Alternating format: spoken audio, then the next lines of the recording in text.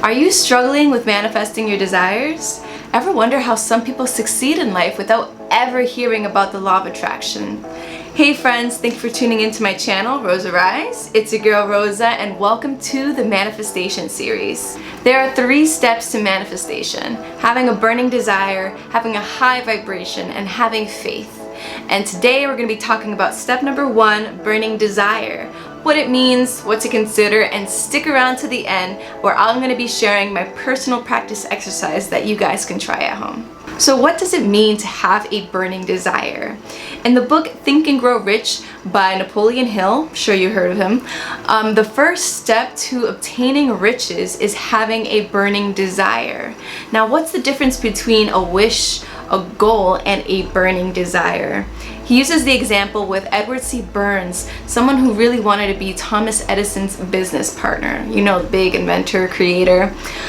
He didn't have a lot of money, but he managed to scrap up a few change to get a train ticket to meet Thomas Edison and ask for a job. Now, he didn't get his dream job right away, but 5 years later, he persisted and continued, and now, or he was back then, Thomas Edison's business partner. What does that mean? Means that we can't just expect the universe to just hand us what we want, what we wish. A lot of times people think they just write down their wishes or tell the universe what they want, have a high vibration, be positive, and they'll get it. And that is not the case.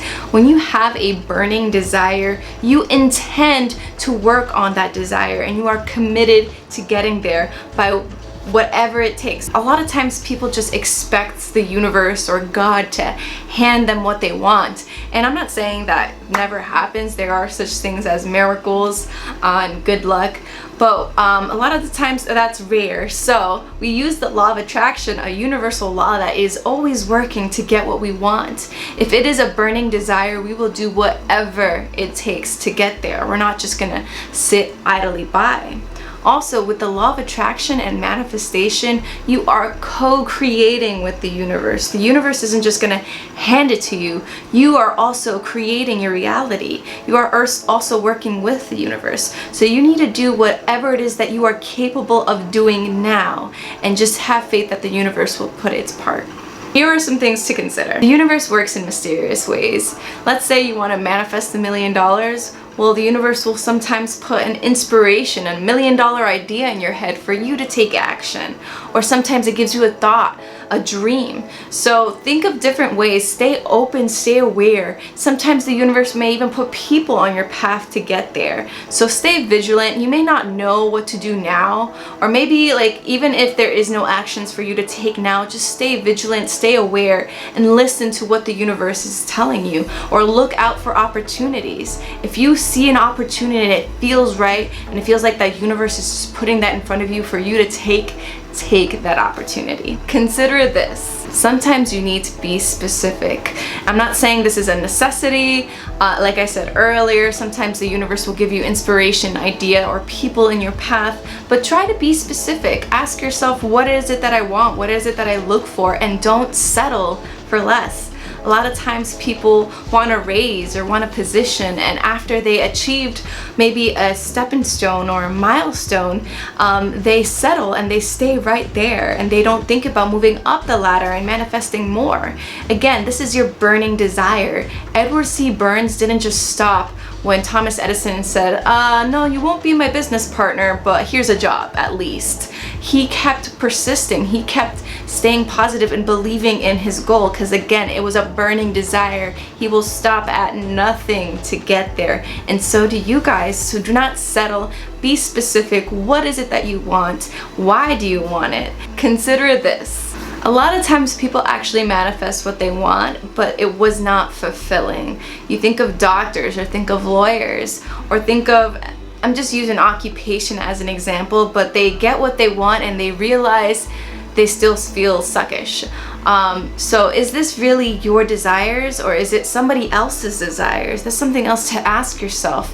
Why do I want this? Is it because this is something I want or somebody else wants? How does this make me feel? Will I be satisfied afterwards, or will I just be a robot like everybody else. So really consider, is this your desire that you want to manifest, or is this somebody else? It's not to say that you won't manifest it if it belongs to somebody else. It's just saying you may not feel as satisfied afterwards when you do achieve your goal. One more thing to consider. Sometimes people just have too many desires, too many burning desires. There's so many things they want, and there's so many things they want to manifest, and there's so many things on their vision boards, and they're wondering why it hasn't happened yet. Why has any of it not happened yet? And sometimes, again, with being too specific, you also want to be kind of prioritize, what do you want to manifest now? Again, you're thinking about the law of attraction. You're trying to attract. You're trying to be a magnet. And if the magnetic energy is too spread out, too many things, or you're not being specific to the universe, what do you want now? It's gonna take longer. I'm sure you heard the example in the book The Secret by Rhonda Byrne. Think of the universe as your waiter or waitress, and it's asking you, what is it that you desire? And you tell the universe, I want lunch. That's not being specific. So you want to be specific and say, I want spaghetti. But also, if you are saying, I want spaghetti, I want garlic bread, I want half the things in the menu, it's gonna take a lot longer for the waitress or waiter to bring your order. Same with the universe. If you have too many things that you are trying to manifest, you are spreading out your magnetic energy and you're not attracting it fast enough, and maybe you won't attract any of it because it's not specific enough. So prioritize, what do you want to manifest now? And I'm going to be talking about this in very shortly about my practice exercise. Alright, we're finally here with the practice exercise. I hope I didn't keep you guys waiting for too long, but you probably guessed what the exercise is. Yep, you guessed it, journaling. So I use this for gratitudes, I use this for affirmations, I use this for, diary taking, whatever, but I also use this as a manifestation journal. Now you can be specific and just grab a journal for manifestations and that'll be it.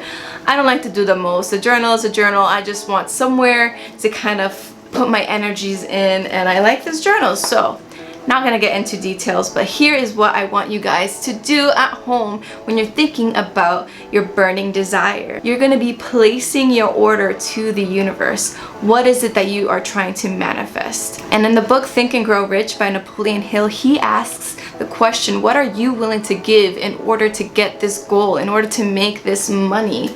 So I want you to write down, what is it that you desire? What is it that you are willing to do? And also, why do you want to do it? Is this yours? Is this somebody else's? How will this make you feel?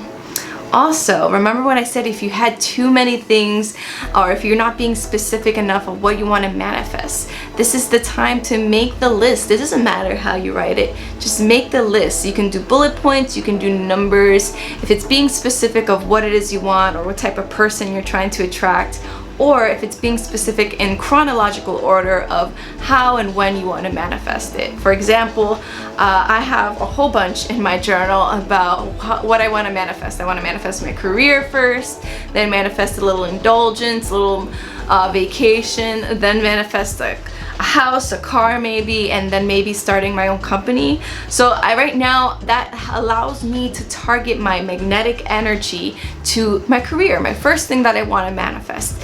Another practice exercise is to write down how you would feel when you manifest your desires. Does it make you feel accomplished? Why does it make you feel accomplished? Is it what other people want of you? Just because other people are involved may mean that maybe you should reconsider a different burning desire. Maybe you can stick around if it's worthwhile. Like sometimes, and I can relate to this, I want to manifest money in abundance so that I can take care of my family and be the stable one in the family. A lot of people can relate to that one. I'm not saying it's a bad desire, but write it down and see how it makes you feel. If this is right, continue with it. If it feels wrong, maybe reconsider.